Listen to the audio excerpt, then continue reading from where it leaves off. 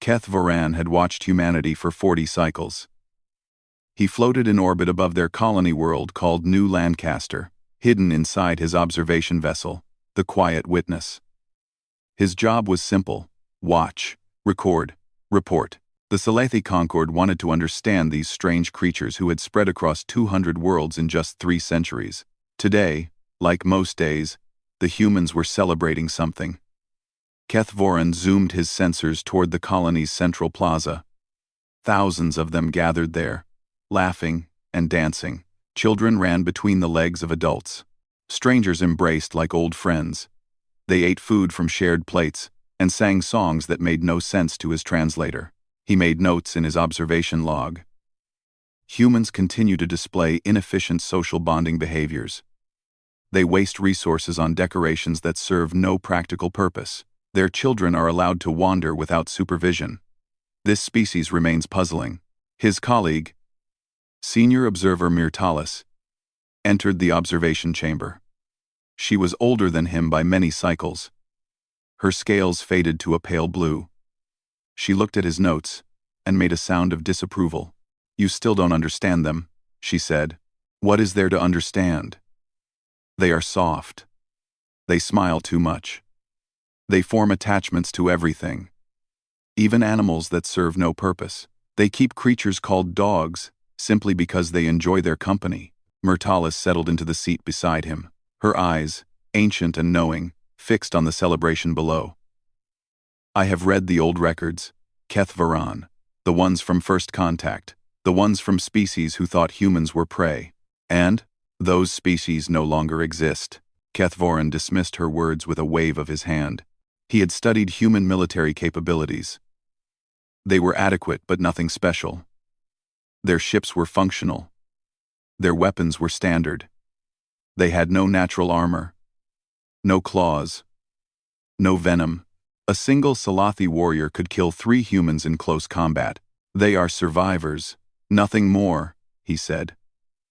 "Lucky enough to avoid the larger predators of this galaxy."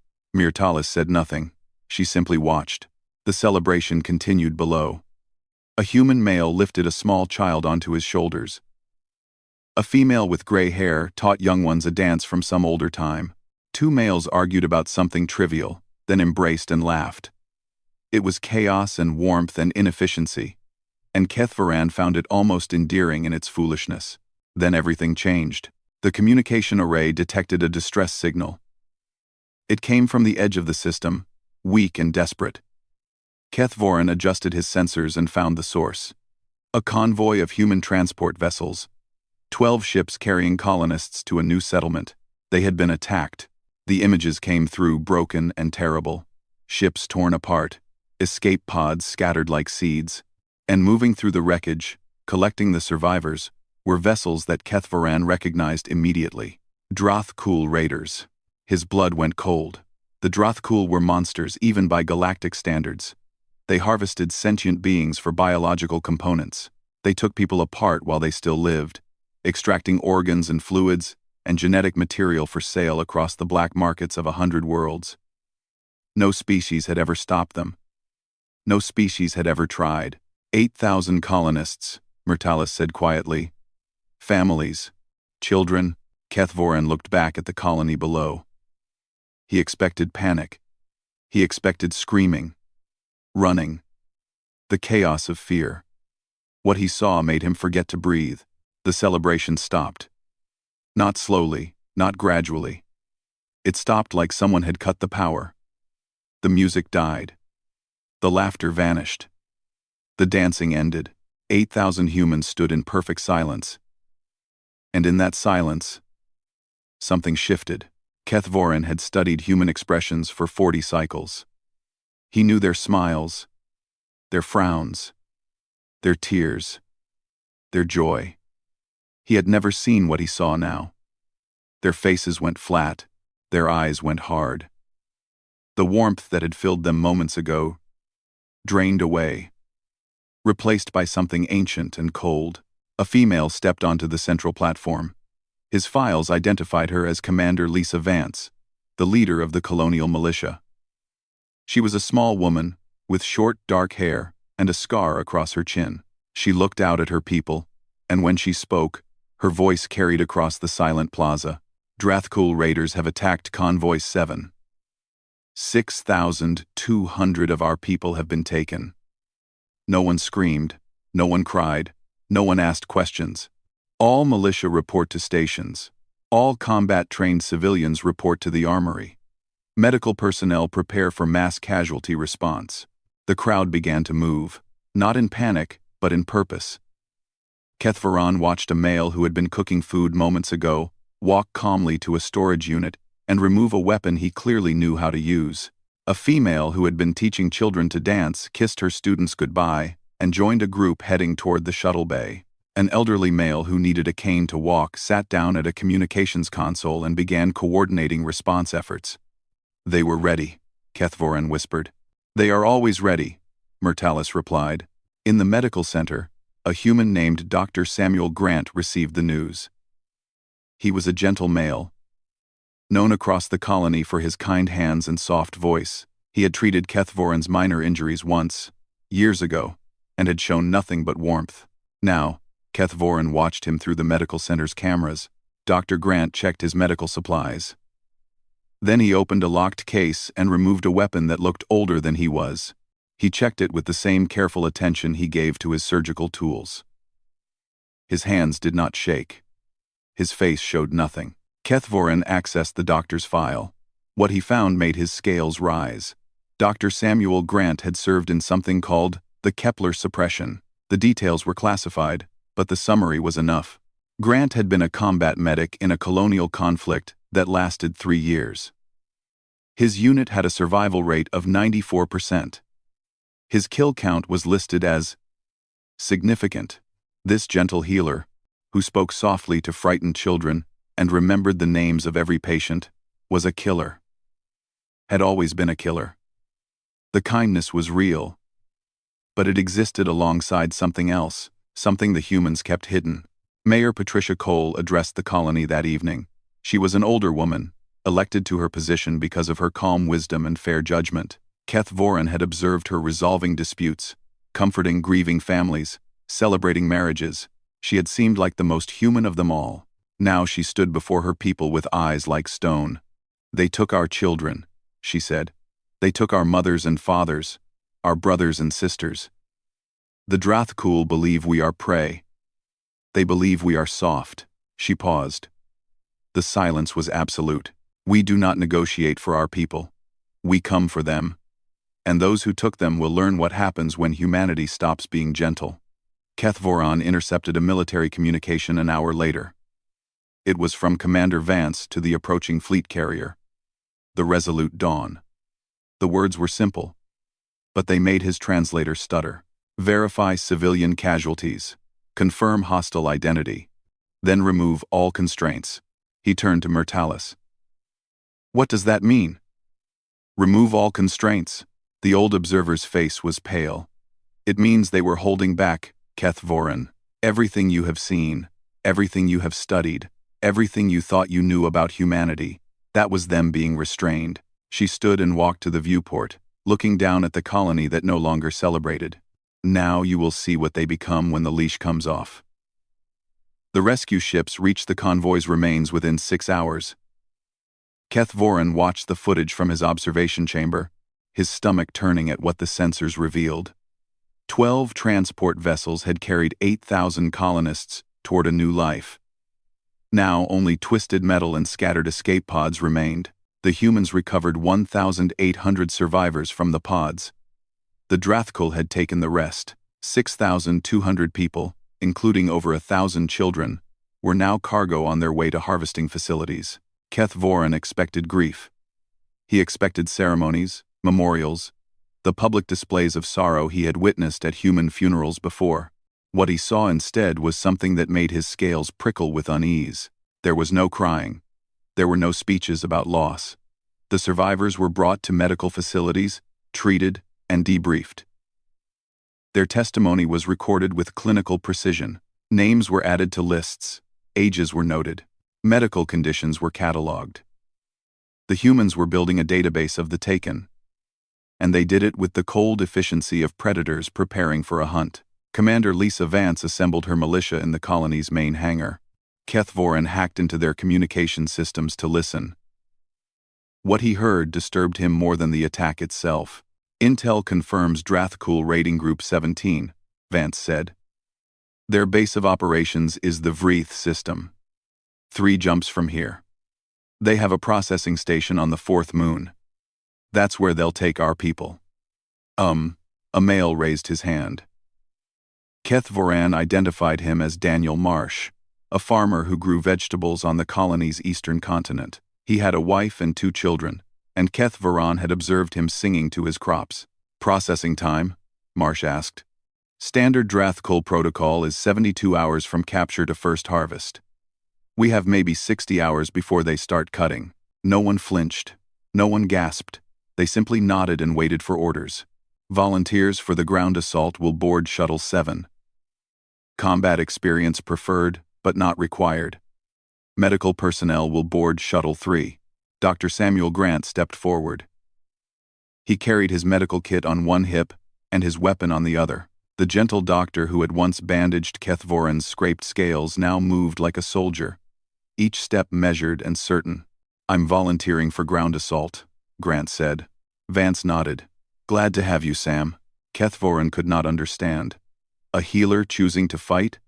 A farmer asking about processing times as if discussing weather? These were the same people who had danced in the plaza, who had shared food with strangers, who had laughed at children's jokes.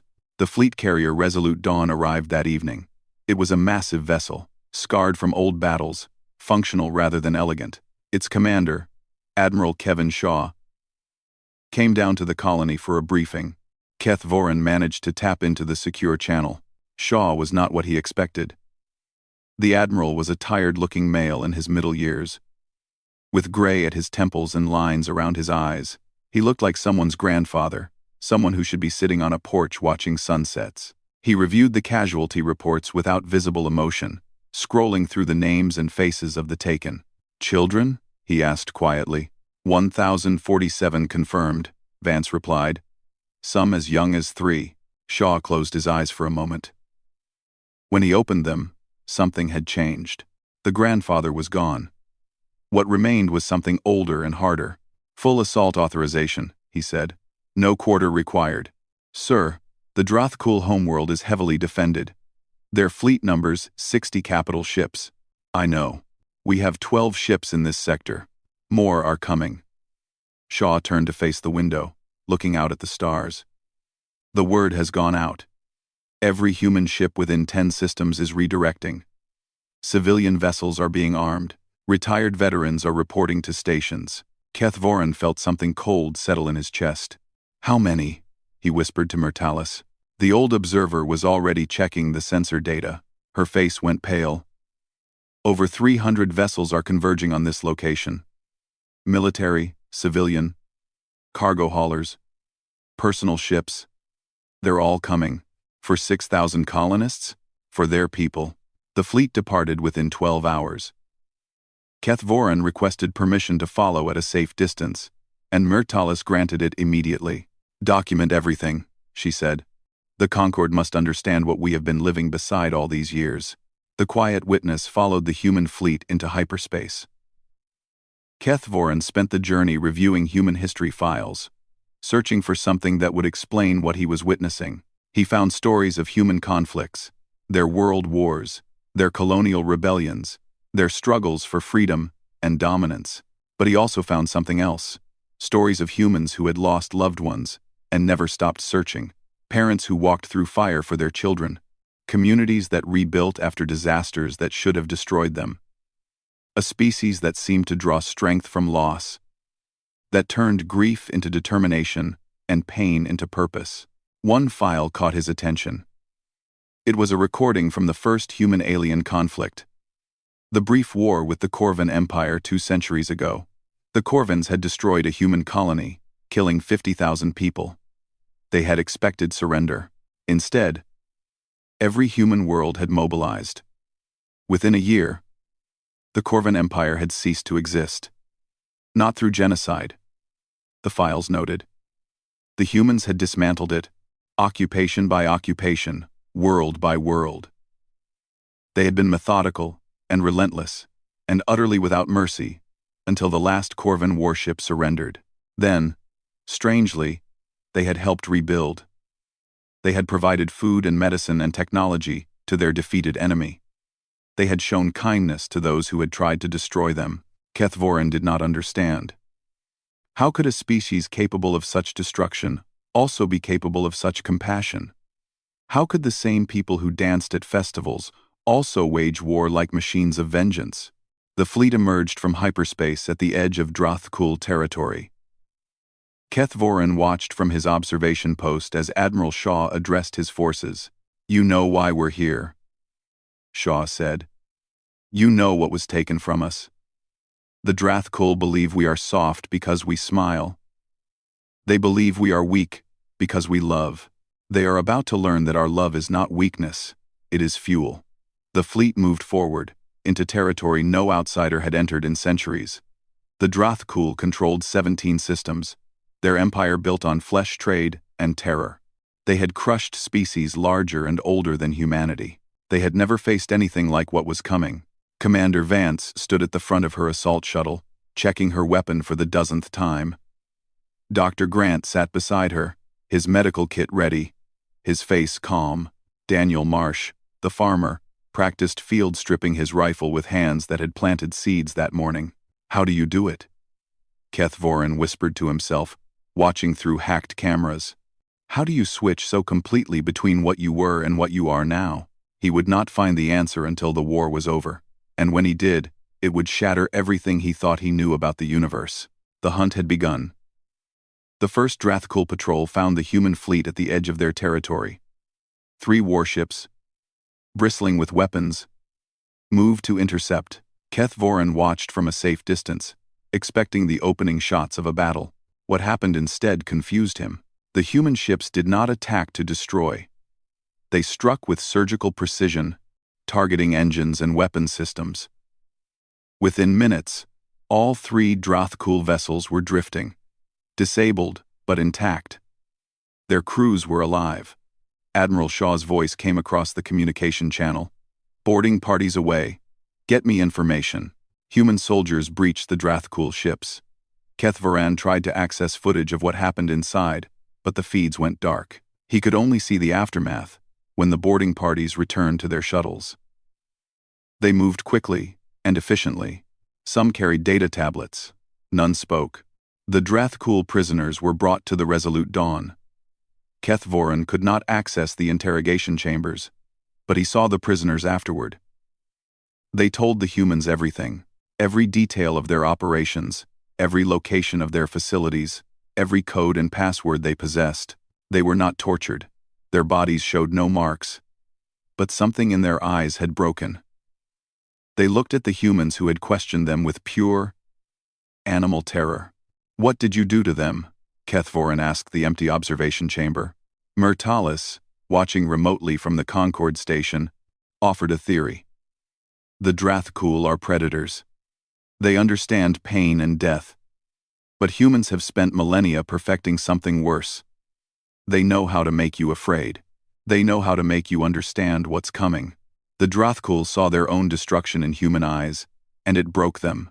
The fleet moved deeper into enemy territory. More patrols encountered them. More ships were disabled, boarded, stripped of intelligence. The Drothkul commanders began to realize something was wrong. Human vessels should not be here. Humans were soft. Humans were prey. Yet their patrol ships kept going silent, and the darkness kept advancing. The processing station on Vrethkar appeared on sensors 40 hours after the kidnapping. It was a massive facility built into the moon's surface, surrounded by defense platforms and guarded by 6 warships. Inside, according to the captured intelligence, the colonists waited in harvesting pens. Processing had not yet begun. The humans had arrived in time. Commander Vance briefed her assault team in the shuttle bay. Kethvorin watched through a hacked camera feed, memorizing every word. "The colonists are in the central holding area. Guards are concentrated on the lower levels where the processing equipment is located. Our job is to secure the hostages and neutralize all resistance. Medical teams will follow once the area is cleared. Daniel Marsh raised his hand. The farmer had not slept since leaving New Lancaster, but his eyes were sharp and focused. Rules of engagement. Any Drathkul who surrenders will be taken prisoner. Any who resist will be eliminated. We are not here for revenge. We are here for our people. Dr. Grant checked his kit one final time. Surgical, he said quietly. Surgical, Vance agreed. The assault began at dawn, local time. The human fleet engaged the Drathkul warships, while dropships raced toward the moon's surface. Kethvoran tracked everything through his sensors, his heart's pounding as he witnessed something he had never seen before. The humans fought like they were already dead. Their ships took damage that should have crippled them, and they kept fighting. A destroyer lost its main engines and continued firing with secondary weapons. A frigate vented atmosphere on 3 decks and maintained its position in the battle line.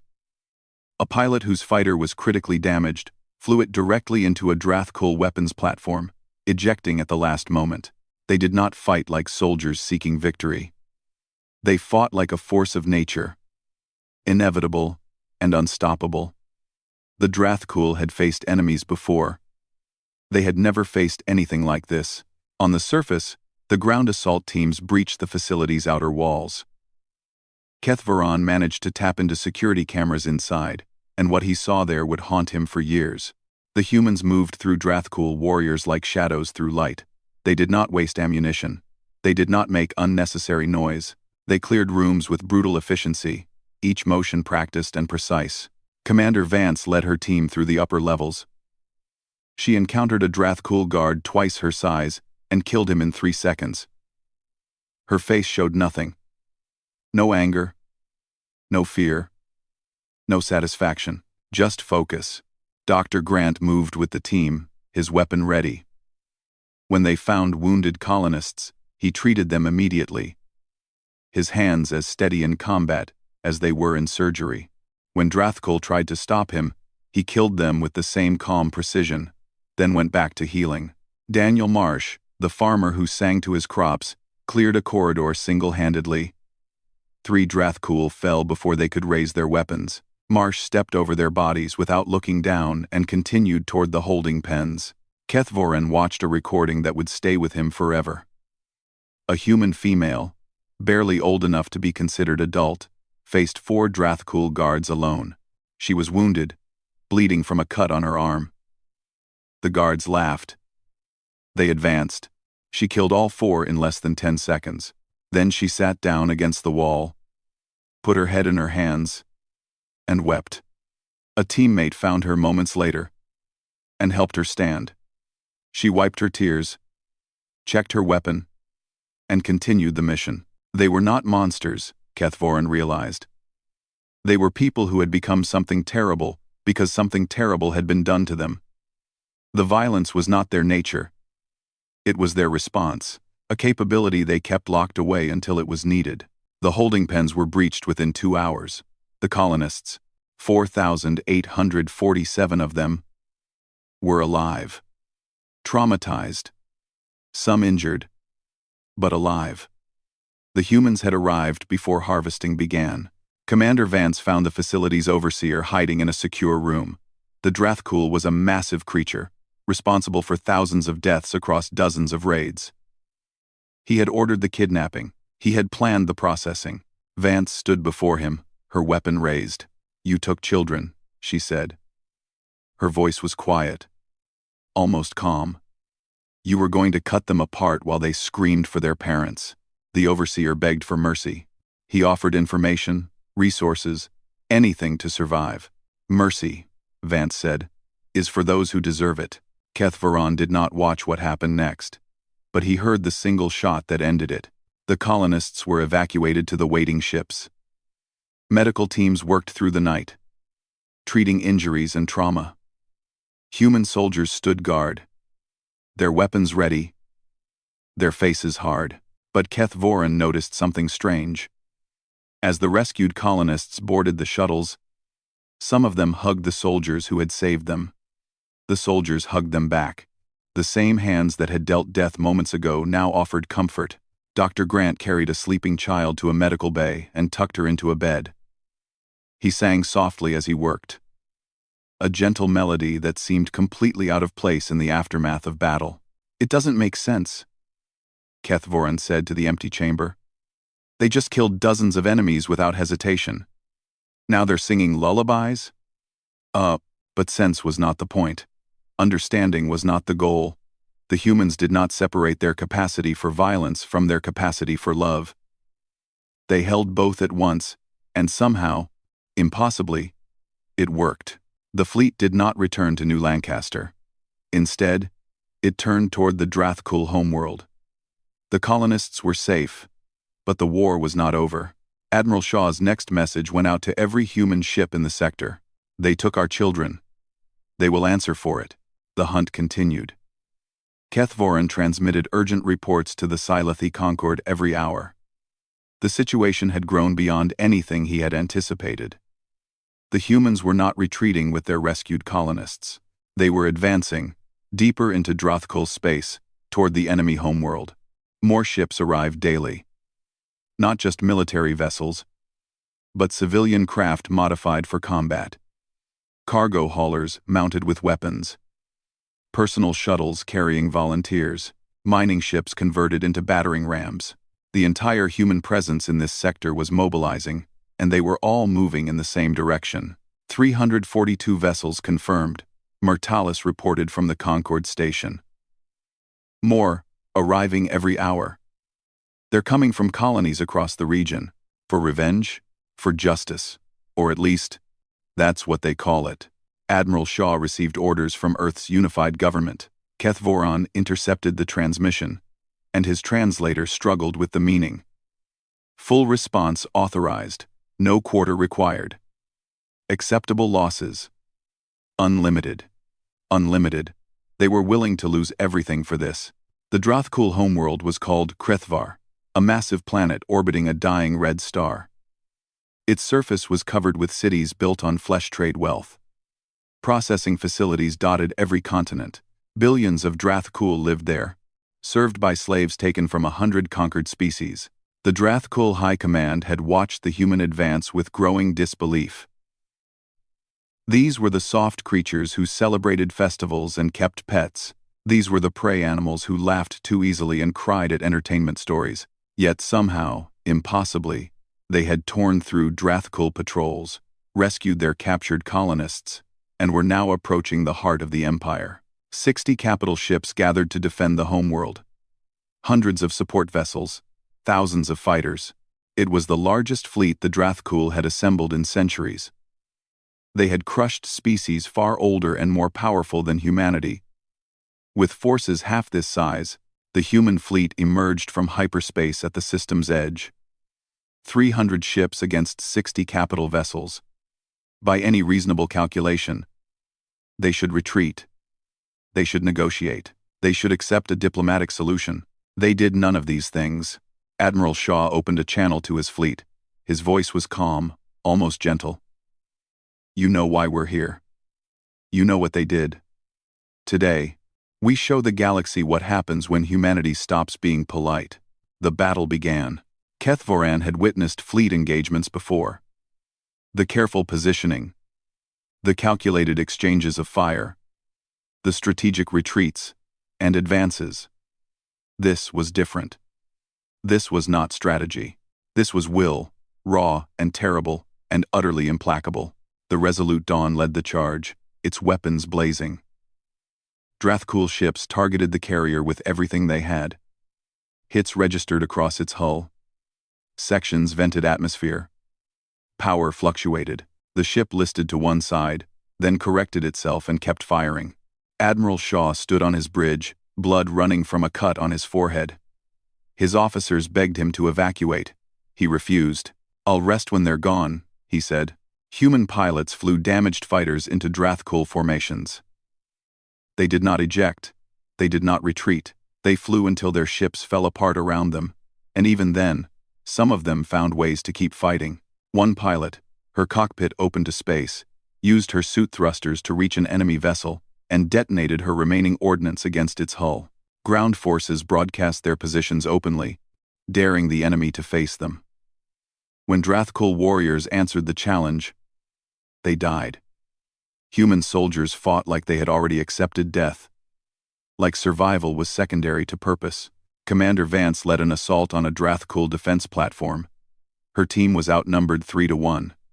They won anyway, and then they turned the platform's weapons against its former masters. Dr. Grant operated on wounded soldiers in a shuttle bay that was still under fire. He worked through 2 hull breaches, treating injuries while damage alarms screamed around him. When a Drathkul boarding party reached his position, he killed them with a surgical laser and went back to surgery. Daniel Marsh, the farmer, held a corridor for 6 hours against continuous assault. He ran out of ammunition twice and resupplied from fallen enemies. When the relief team finally reached him, he was sitting against the wall, surrounded by Drathkul bodies, humming a song his daughter had taught him. The Drathkul fleet began to break. Not from tactical defeat, not from attrition, but from something worse. They recognized what they were facing. A captured Drathkul commander gave testimony that Kethvoran would include in his final report. "They do not fight to win," the commander said, his voice hollow with shock. "They fight to ensure we lose. They will trade their own destruction for the certainty of ours." How do you defeat an enemy who has already decided to die? You don't, Kethvoran realized. You can't. The Drathkul flagship surrendered first.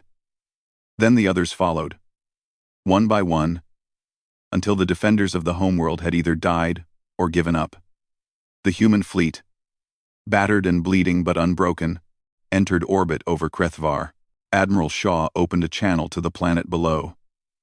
His face appeared on every screen, in every city, in every processing facility where stolen people awaited their fate. "I am Admiral Kevin Shaw of the Human United Fleet," he said. His voice was steady, almost kind, which made it somehow more terrifying. "Your raiders attacked our civilians. They took our children. They planned to cut them apart and sell the pieces." He paused. On the surface, billions of Drathkul watched in silence. "You have 1 hour to release every prisoner from every facility on this planet. You have 6 hours to surrender all military assets.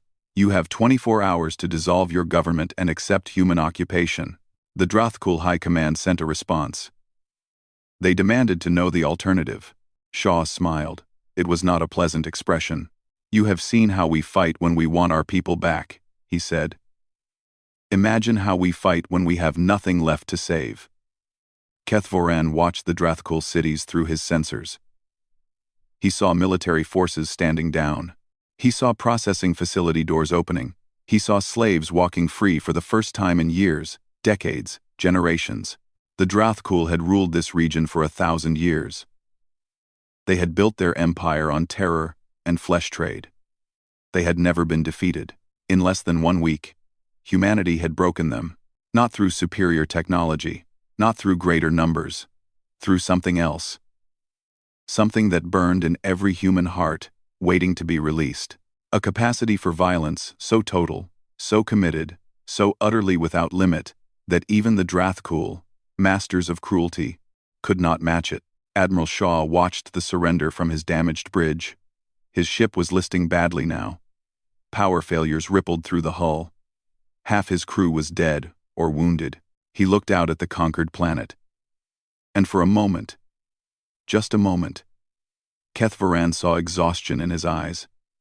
The wrath was fading. Something else was taking its place. "Begin relief operations," Shaw ordered. "Medical teams to the surface. Start processing prisoners of war. And someone find me a damage report. We have a lot of rebuilding to do." The war was over.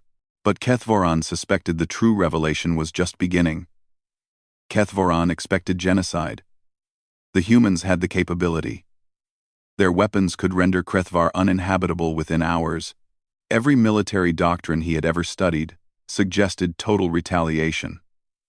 The Drathkul had taken human children, planned to harvest them for parts. By any reasonable standard, the humans had earned the right to destroy everything. They did not. Admiral Shaw delivered terms to the surviving Drothkul leadership. The demands were severe, but not impossible. All harvesting facilities would be dismantled. All prisoners would be released, regardless of species. The Drothkul military would be reduced to defensive forces only. War criminals would face tribunal. The government would submit to human oversight for 1 generation. The alternative was left unspoken. The Drothkul saw the human fleet in orbit, damaged but unbroken, and understood perfectly. They accepted. Kethvoran received permission to join a neutral observation team on the planet's surface. He needed to see this with his own eyes, to understand what the humans would do now that they had won. What he found shattered everything he thought he knew. The same soldiers who had fought like demons now distributed medical supplies to Drothkul civilians. Human engineers repaired power stations that their own weapons had damaged. Supply ships delivered food to populations whose military had just surrendered. Kethvoran walked through a refugee camp on the outskirts of a major city. Drothkul families, displaced by the fighting, huddled in temporary shelters. Human soldiers stood guard, but their weapons were lowered. They were handing out blankets and water purification tablets. A Drothkul child, no more than a few cycles old, stared at a human soldier with open terror. The soldier knelt down, slowly, and pulled something from her pocket, a small toy, carved from wood. She offered it to the child with a gentle smile. The child took it, confused. Its parent watched with eyes full of disbelief. "Why?" the parent asked in broken common language. "We took your children. We would have cut them apart." The soldier stood. She was young, barely older than the human children the Drothkul had kidnapped. She had fought in the battle. She had killed enemy warriors.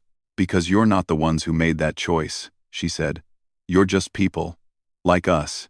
Kethvoran found Dr. Samuel Grant in a field hospital near the former government district. The doctor was treating wounded Drothkul, applying the same careful attention he had given to rescued colonists. His hands were steady. His voice was soft. He looked like he had not slept in days. "You confuse me," Kethvoran said, standing in the hospital doorway. Grant looked up. He recognized the Silathi observer from years ago, when he had treated minor injuries aboard the Quiet Witness. He smiled, tired but genuine. "Most species do," he said. "You killed many of their warriors.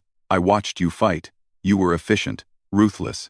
Now you heal them with the same hands." Grant finished treating his current patient, a Drothkul with severe burns, before answering. He washed his hands carefully, the way he always did, and walked over to where Kethvoran stood.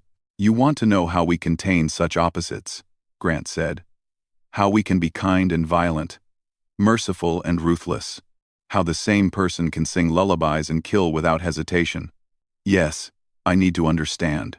Grant leaned against the doorframe and looked out at the ruined city. Smoke still rose from some districts. Human and Drothkul worked side by side clearing rubble. "The wrath isn't who we are," he said. "It's what we become when something precious is threatened. It's a fire we can start, but also one we can put out. We don't want to be monsters. We want to dance at festivals and watch our children grow and build things that last." He paused, his eyes distant. "But we learned a long time ago that the universe doesn't care what we want. There are things out there that will take everything from us if we let them. So we developed the capacity to stop them, not because we enjoy it, because we have to. And now, the threat is ended.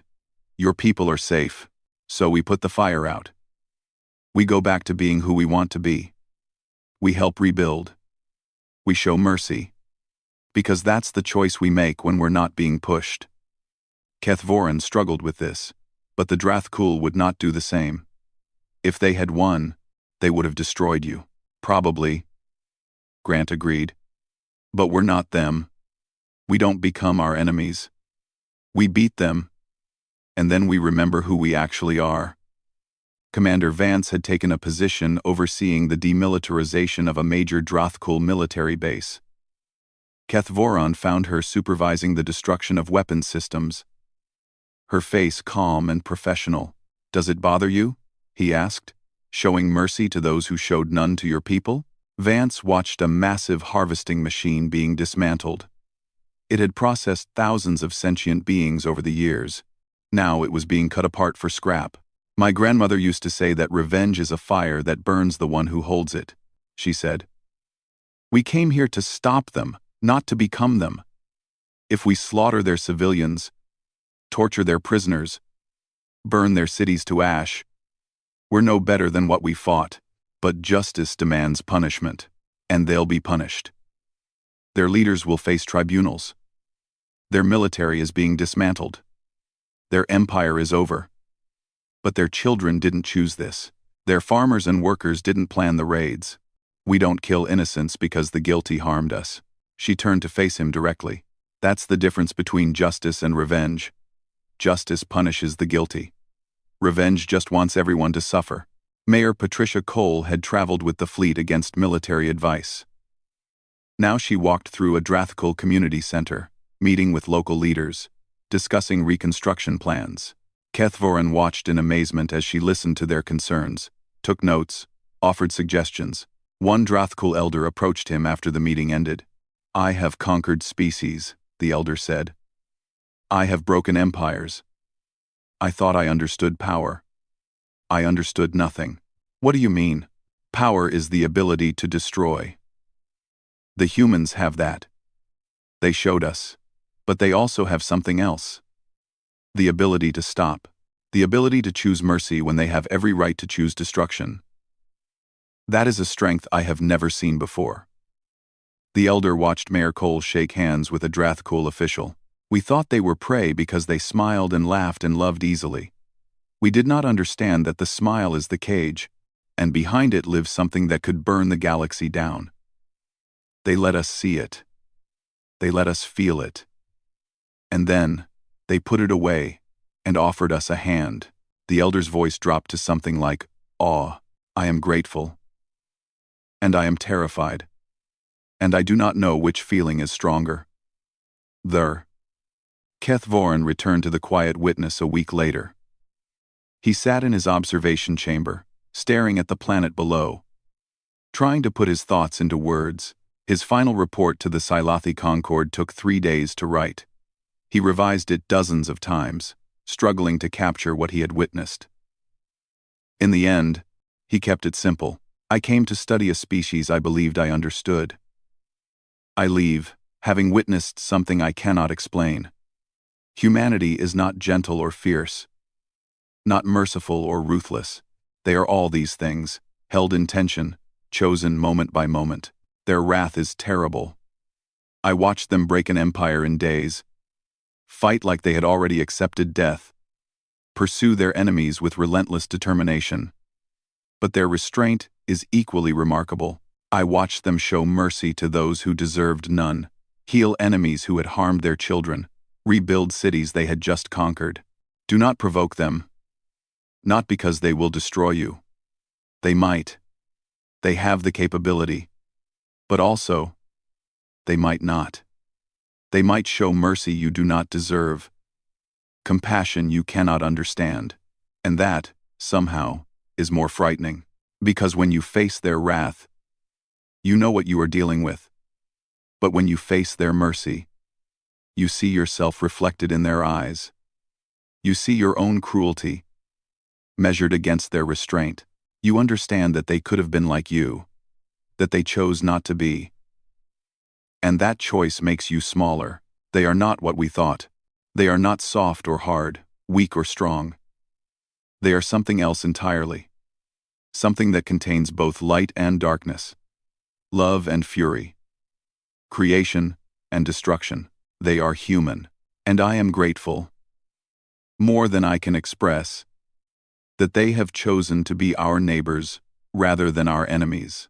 Kethvoran transmitted the report and leaned back in his chair. Below him, the former Drathkul homeworld was being rebuilt. Human ships delivered supplies. Human doctors treated the sick. Human soldiers kept the peace. The festival on New Lancaster would resume soon, he knew. The humans would dance and laugh and embrace strangers. Their children would run unsupervised through crowded streets.